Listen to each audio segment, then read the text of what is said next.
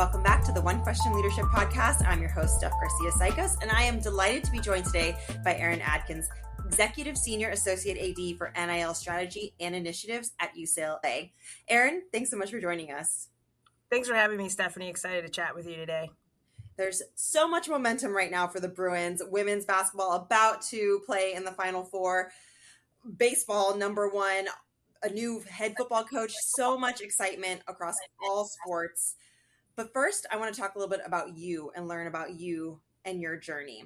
You have a background in compliance and governance. You went to undergrad at Arizona before going to law school, and then your journeys included San Diego, Vanderbilt, before UCLA. Talk to me about when you knew that working in athletics was the route for you. Yeah, I grew up a Wildcat. My parents went there, my whole family. I've got a ton of family in Tucson. So for me, I grew up around Arizona basketball and just Arizona athletics in general, even though I'm born and raised in Los Angeles. And so it all started just then, like falling in love with college athletics. I grew up Arizona fans. I honestly didn't even assimilate with a pro team. For me, it was all about college athletics, just through my family's affinity for the Wildcats, to the point where when I went to college, it was just a one-stop shop. And so fell in love with it through college, did the regular college experience, didn't work in athletic department during my time there, but just to continue to cement that. And then post-undergrad, when I went to law school, that's where I was like really trying to decide, okay, what does this look like from an athletic perspective? Do I go professional? Spent some time with Angels baseball, and then took an internship with the University of San Diego during my third year of law school. And that's when I was like, oh, this is it. Like the difference between pro and collegiate. Pro, I felt like I could have been just working in any law firm. When I was working in the collegiate space during that internship year, I was like, oh, every day I impact and affect the product. And that was just like, it was signed, sealed, delivered at that point. I do want to know, when did it register with you that you could work in athletics? That I was a student athlete, and even then I didn't realize that there was a whole like mechanism behind the scenes of what I was doing on the track. So I'm just curious when that clicked for you of, oh, there are people who do this work to make these games that I'm watching happen. Yeah, it was probably as I was like applying to law school and I was like doing that transition and figuring out, like I knew I wanted to go to law school. Like I just grew up thinking that it was like going to be the best like true liberal arts graduate degree. Let's relearn how to write, research, speak, communicate, problem solve. And then as I was looking at it, I was like, I know I don't want to practice, but I know I want to use it. And I know I want to overlap it with my affinity for sports. So at that point, it was really pro or collegiate. And I knew I wanted collegiate, but it was really during my time at the Angels where I was like, okay, this is cool, but you knew you wanted college. So that's when I really was like, okay, let's try and get that collegiate internship. So it was probably as I was leaving the Angels and like getting excited to try out the internship at San Diego. So just trial and error and just putting yourself out there a little bit. Tell me how you got from San Diego over to Vanderbilt, across the country, and then back over to UCLA. Obviously, you're from LA. Tell me about how that journey went for you.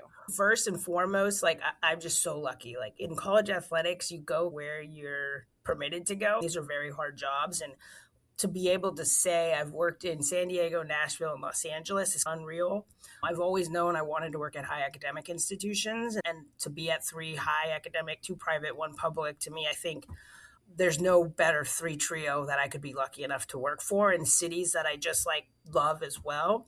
San Diego was amazing. I always say I grew up there. I was in my 20s. I spent 7 years there. When you look at my internship year, I went from an intern to a coordinator of compliance and academics, to oversight of compliance, to a sport administrator, and to then eventually on their executive cabinet. So I did the full gamut in 7 years. And then when I took the Vandy job, it was really because I knew I wanted to work with Power 5 football at the time. That was an experience that was really meaningful to me. I loved working with San Diego football, non-scholarship at the time. We won a bunch of Pioneer League championships. And I was like, okay, how do I then level up a little bit from that experience? And I was just at that time looking like, how can I get involved with the Power 5 school and football before I get too into the staying in at a basketball type school. And so when the Vandy job opened, it was great city, great opportunity, overseeing compliance. And at the time it didn't have sport administration. So I knew I'd take that step down, but a really cool opportunity to go up. Flew out, never been to Tennessee, interviewed with Candace, who's their AD now, who's a massive mentor to me. And honestly, that night flew back and she offered me the job while I was in the airport. And it was probably the hardest decision I've ever had to make, is leaving a place like San Diego, because I still am incredibly fond of that place. But it provided me everything I could have asked for to get that experience at an SEC school, Power Five football. And after year one, I was able to be a sport administrator. So it didn't feel like a step back. It felt like a massive leap forward. It sounds like you have very strong instincts and you knew that you wanted that. You just mentioned that Power Five football experience. You knew that working with that sport at that level was going to be important for your career and probably a passion for you. Where did you get that instinct from? Is it something that was always with you, or was that learned through any of your schooling or growing up experience? Talk to me about that. Yeah, I'm very passionate about my career. I would say it's a high priority for me. It's a massive priority for me. So I'm always like, I've definitely 10 toes down always. I'm constantly thinking about being grounded where I'm at. But at the same time, I'm also like always evaluating what's next. And at San Diego, I was getting massive experience and it was just so great. But I always just felt like I was missing that one thing. So at the time, I was like, okay, if and when an opportunity presents itself, like you just got to make that decision to go get it. And it was scary at the time. Still pretty young in my career, moving across the country, brand new city and state. I had never lived east of Tucson, Arizona for college. So it was a massive jump, but it was one that I just felt like I had to take. And I think that is just instinct, like you say. And I don't know, I assume it's learned. Probably learned about it a lot through law school and just all those transitions throughout life. But I think that instinct is what kind of like propels you forward. And like when you make this job your priority, like you just figure it out and you allow the jobs to guide you. That's such good insight. You mentioned sport administrator duties. That's obviously a big carrot that so many young administrators are going for. When you first started working as a sport administrator, when those opportunities came your way, how did you know you were ready? I always tell people that like I'm a massive compliance fan. Like I'll be a compliance nerd through the end. Someday I hope I'm an athletic director and like I will never not be proud that I have a compliance background. And what I know every year we have law school interns or I hire a first year compliance coordinator. I say, this is lucky. This is the experience you want. When you're in compliance, there is not a person, a student, or a department in this program that doesn't touch you. Marketing has to ask you questions, development, ticketing, staff, coaches, you're a part of coach hires. Like it gives you every opportunity you want because you're not siloed into your box. You're like I almost view compliance, especially 10 years ago. Now we're a little bit deregulated and our compliance has evolved. But 10, 15 years ago, like to me, compliance was the center of the wheel because every spoke hit you and you talk to everybody. So for me, I think coming from a compliance background, and I've seen it with sport administrators that I have been able to mentor and bring up, A to Z, the department. The coach that comes to you, like you're going to have so many answers already because you know how this place is run. Because I truly think compliance is one of the only areas in the athletic department that everybody touches. And so I always say it's like such an easy transition. You got to shut off a little bit of the monitoring and the reporting that you do and just really be more of a problem solver, which is how I actually attacked compliance anyways. But like our compliance administrators are so much more set up for success as a sport AD, I believe, than a true external or a marketing revenue or somebody that oversees ticketing, because like you are just so hitting that and everybody can learn it. And you could be, if you are in one of those positions, like it's just stuff you learn and understand. I just truly believe like I'm a compliance nerd at heart, and like you have so many advantages coming up through compliance and governance because of all the access points you've been fortunate enough to touch and educate and whatnot. I do have a side question. I was a student athlete, as I mentioned, and I remember those compliance meetings at the beginning of the season being so brutal. How do you make them engaging for the athletes, especially nowadays with all of the changes? I have two rules that I've lived by since my first year of compliance. You'd never have a student athlete meeting over 30 minutes, and it's preferred to be 20 minutes. And you never have a coach meeting over 45, and it's preferred to be 40 minutes. Like the sweet spot for student athletes is 20 minutes, and the sweet spot for coaches is 40. And so you'll never catch me in like a quarterly or monthly coaches meeting at over 45 minutes. And my staff knows that. And you'll never catch me in a student athlete meeting for longer than 20 minutes. So it starts with how long can I keep their attention? Because the reality is our job is not to tell everybody everything. It's to make them aware of where they go and what their resources are, and then give them the four guardrails of this little box they can play in, and then let them figure it out. And so you can do all that in 20 minutes. So you'll never see my beginning of the compliance year meeting with student athletes be more than 20 minutes. And I think it's just time, and it's just that. Because if you can tell them, hey, we're going to be in 20 minutes, I need you to focus. I want you to know who I am. I want you to have my cell phone number. I want you to know my email, where my office is. Because at the end of the day, whether I keep you here for 20 minutes or an hour, I can't tell you everything you need to know. You need to know how to find me and how to make sure you understand the resources and the easies, right? Be in 12 units, pass 6 units, don't accept this money, and you're going to get drug tested. And let's move on. I love it. Cut and dry. Yeah. From the sport administrator perspective, less so of the compliance officer perspective, what is your secret for establishing that connection and that rapport with the student athletes? And then, of course, most importantly, with the coaches? Yeah, the biggest one is showing up, FaceTime, relationship, creating those times. Like, I'll usually get to practice at the beginning and walk around while they're stretching, or hit the last 20 minutes where I can hit them afterwards. So the biggest thing is like find time to go to practice, let them see you, find small wins where you help them solve a problem. Like, this whole thing is based on trust. So whether it's helping a student athlete with a housing issue they're having or getting them to a resource that they need, now they know who you are and they know that you can help them. The FaceTime is massive, just going to practice, letting them see you. And it's all the same with coaches, right? Get an easy win with a coach early, so they see your grind and they see that, okay, she's going to help and work and problem solve for me. And then just continue to show up. I'm addicted to my phone, and probably a little bit too much. I think if you were to ask students or our coaches about me, I think the first thing they would say is she always answers. And if she doesn't answer, she'll text you within 5 minutes about when she will call you back. And it's a little bit addicting because, like, I just feel like I have this need and purpose to always be around and helpful. It helps. And then the time when, hey, I'm out of pocket for 4 hours, like, they understand that.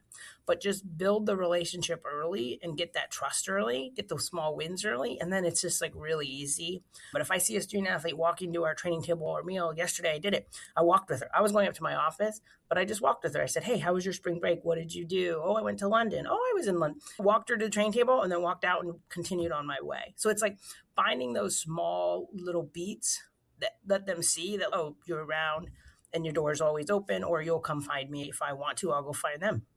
I'll meet them where they are. And so much of that is putting yourself in position to make those little connections happen, and being on campus and being in the facilities and around. And I guess that is the big benefit of athletics being such an in-person gig versus these companies and tech firms that are all remote. Yeah. Interesting. I want to shift and talk a little bit about baseball. UCLA baseball is dominating, ranked number 1 across all the rankings and polls, 20-game win streak, best conference start since the 70s. From your perspective as the person that the sport reports up to, what's the secret sauce to this team's success? I'm a massive baseball fan, was prior to collegiate athletics. Like I told you, I was fortunate enough to intern at the Angels. I was in their draft room when they drafted Mike Trout. And so I love the sport. Been fortunate. San Diego got to work with Chris Bryant for 4 years. At Vandy, obviously, they have a massive baseball success. And then being able to come here and watch John just evolve this team over the last 4 years, 3 years, especially with this junior class. And so I just love the sport, first off, and it's just like an honor. Like being with them in Omaha last year, that was a dream. That's to go to Omaha and to go to the College World Series is like anything unlike you would ever experience, especially as a baseball fan, as an administrator. So it's massive. And now, like, getting that taste and being able to see what we can do this year is huge. And I think the success here, Savage, obviously, coach, has been here for almost 15 years now. He's really just built a Southern California powerhouse. He recruits at a high level. He prioritizes California. He prioritizes development. He's got pretty consistent staff.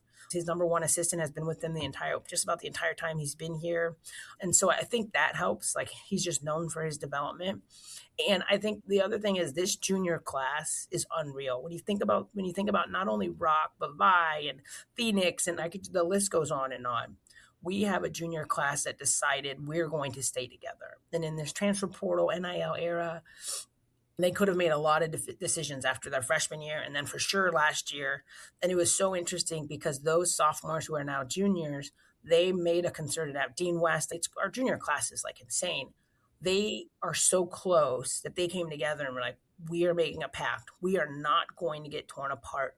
We're not going to transfer. We're going to lock in. And so to have 6 starting juniors that are 6 of the best juniors in the country, to make that pact, not one of them leave, that's what it is. Like, you just don't get that consistency and that commitment. And that's a testament to Coach Savage and what he did. This is a junior class that in their sophomore year, they were removed from their ballpark last fall because of as we were renegotiating and working through our lease stuff. And even through all of that, they still won a Big Ten championship in their first year. They made it to Omaha. And then even after such a long year, they were like, nope, we're running it right back. And so I just think it's consistency. I think it's Savage's commitment to development. And I think it's 6 to 7 seniors that all came together, juniors that came together and like, we're going to do this together. And I think, with the transfer portal, and then that's just so rare. So I love watching them play. We got SC 3-game sellout coming up this weekend. I'll be with the women's basketball team in Final Four, but it's hard, right? Because I'm like, oh, it'd be so great to be here for this weekend and watch these guys take on SC, who's another great SoCal powerhouse. So we got a lot of things rolling in that team. Sky's the limit. I can't wait for June, but we're taking it day by day because it was fun just streaming, watching them last night, just playing Irvine. So we'll take everything because we only have so much time with these juniors. It's so fascinating because that culture of development and that commitment to stay, that feels like it's almost becoming extinct in this era of college athletics. Baseball specifically at Division I has changed with roster sizes and different other recruiting changes. How has Coach and his staff, how have they navigated things like roster management and recruiting? Yeah, it's difficult. In Savage's perfect world, I think sometimes he'd probably keep closer to a 40-man roster. The new rules allow you at 34. You get a little exempted, but it's a smaller roster than he'd probably want. His sweet spot's probably closer to 38. So that's a little bit new for him. He's really big on having a large pitching staff, which you need, especially in college when you're just playing so many days with young arms. So you think about 34 and you're probably needing in the teens of pitchers. Okay, that cuts your roster really low. He's a pitching coach at heart, so he takes that really pridefully, and so his number is always going to be a little bit larger than others because he's probably but is more pitch minded, and so knows what he needs to get through a full season and what the pitching staff needs to look like. So I think that's been his give and take, is really understanding like, how do I maximize my pitching staff while working within that number, knowing what he would really want. So I think that's probably the biggest for him. And then it's really just like finding talent. Like, when you're talking about restricted rosters, you can't miss. Like, when these teams used to hold like 44, like, you can miss because you could have guys on the back, but when you can only have 2 or 3, sometimes only 2 at a position, you got to make sure that your recruiting is correct. And so I think that is the biggest thing. And he's always been a great recruiter. I think every year I've been here, he's had a top 5 recruiting class. And I think I've been here 8 years and he's been here almost 15. I would argue probably 12 or 13 of those years he's had a top 5 recruiting class. So he recruits at a high level and then he develops them. So I think that's the biggest thing, is not missing and just recruiting at a high level, because with roster management, that's all of our teams, as these rosters get smaller, it's more pro, right? Like, pro rosters are way smaller than college. Like, they don't have the opportunity to miss. And so we got to make sure we have no recruiting misses. How have you brought that experience of your time in the Angels draft room to this position of baseball reporting up to you? It's so easy. It's such a great question because it's so easy. I spent 2 weeks with the Angels scouts and their GM, Tony Regan at the time. You spend a week, about 10 days leading up to the draft, and then the 4 days at the time, whatever, how many days the MLB draft was at the time, much longer. The amount of time in that room that they talk about character is massive, because character moves you up and down the board. Once you're on the board, like, your athletics, it gets you there. The top 5 guys are going to be the top 5 guys. But man, like, after that top 5, like, it's pretty astounding how much they talk about your resiliency, your character. How do you treat your parents? How do you show up on time? Like, how do you keep your locker? At the pro level, like, it's so nitty gritty. That stuff matters so much, because that's going to level you up. So what I always tell our guys, and whenever I'm in my baseball meeting and we have baseball recruits, is that's what matters. And that's how Savage runs his program. It's a very high character program. It's very minimal, if any, issues.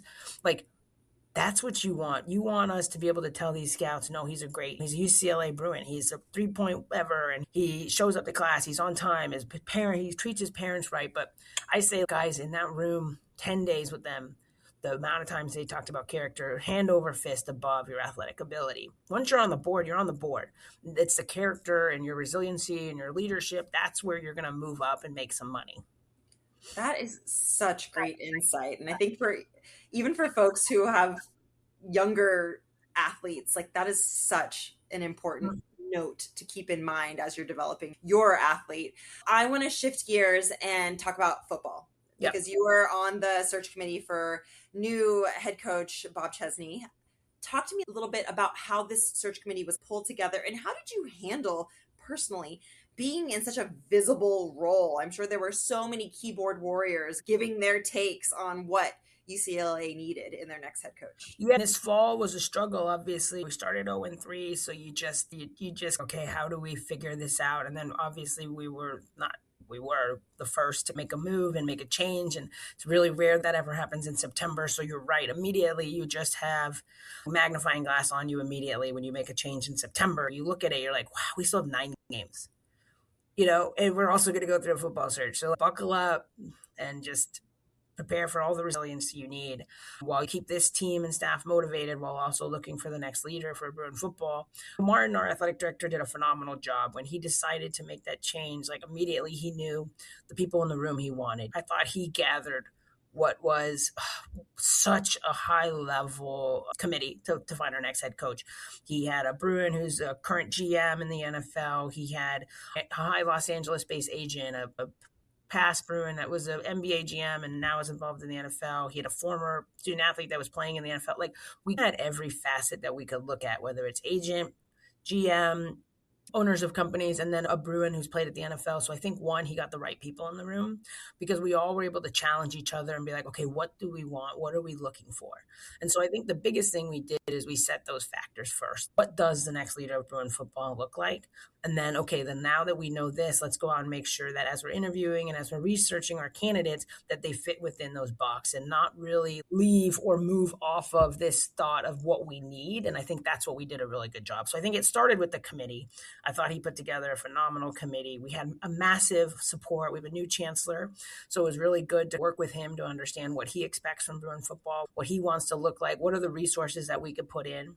And so I think it was really 2 things, a great committee and then massive campus alignment. Like, you can't make that kind of change and move and commitment without campus alignment. So the fact that it could start at the chancellor and then Martin as the athletic director really see that vision and then create his own vision, and then me as the sport AD to execute and operate it.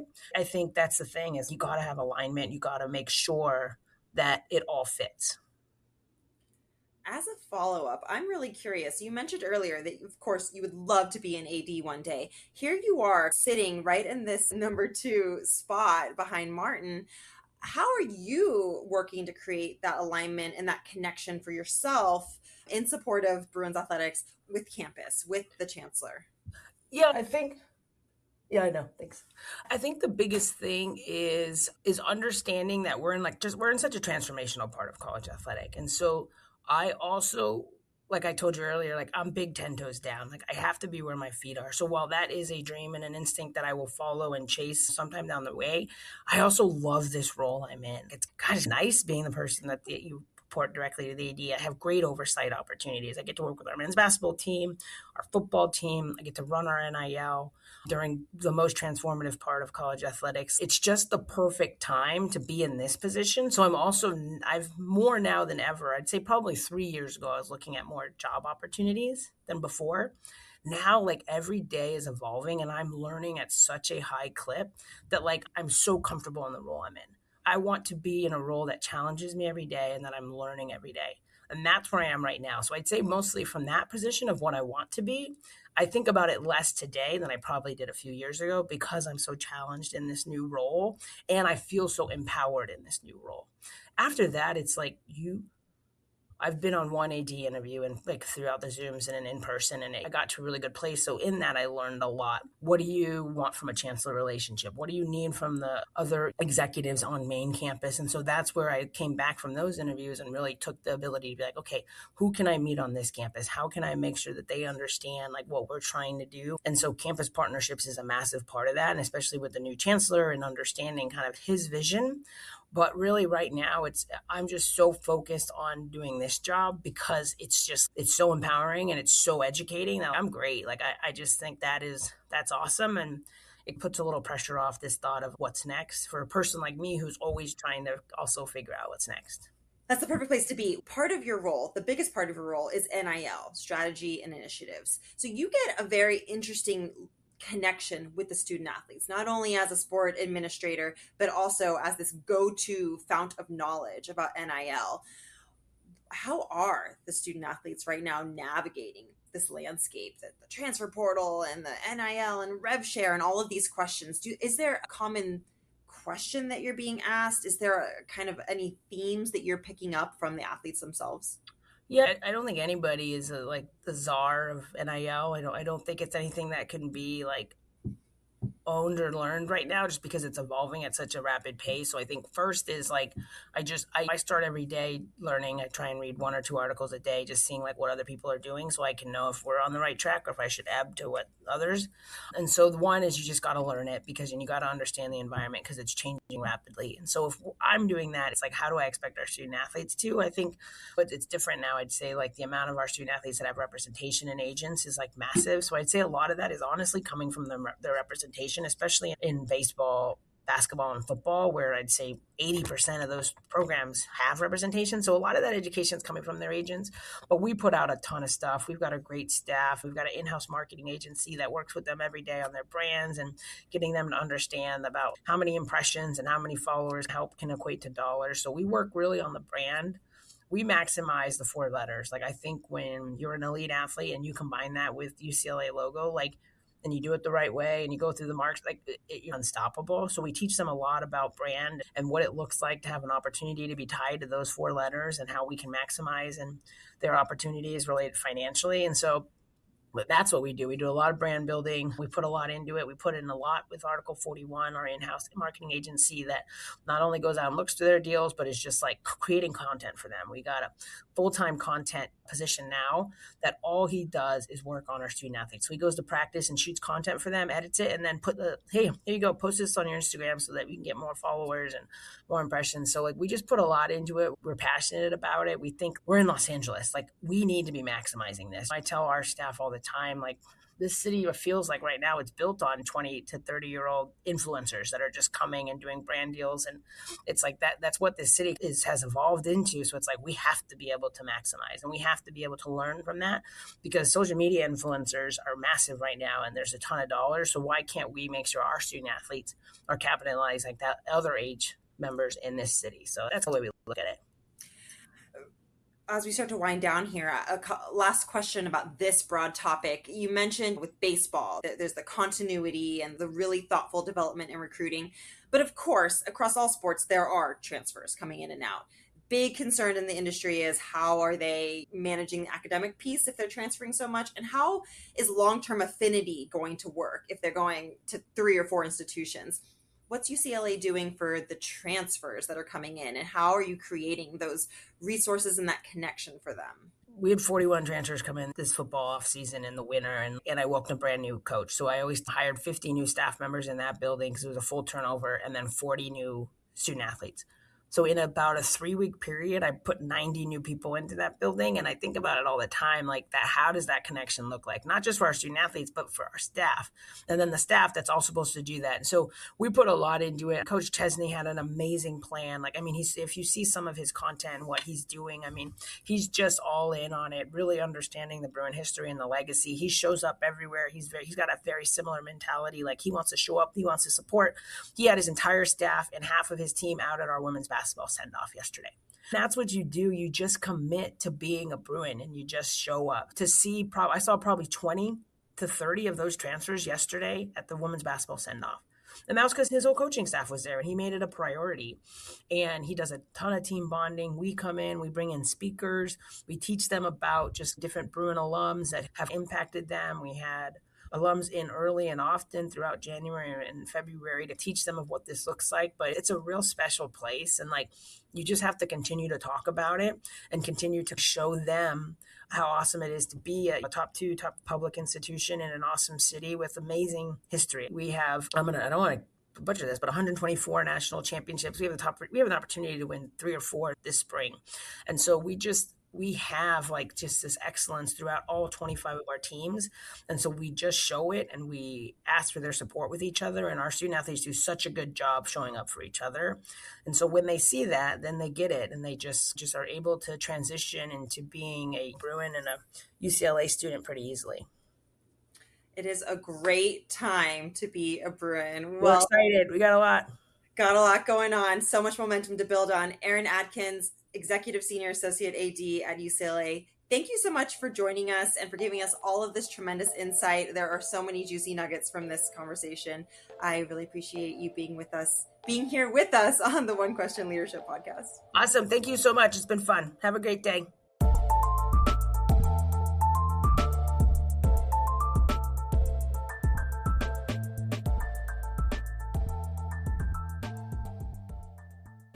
This episode of the One Question Leadership Podcast is produced by Spades Media Group, solving problems using creative leadership.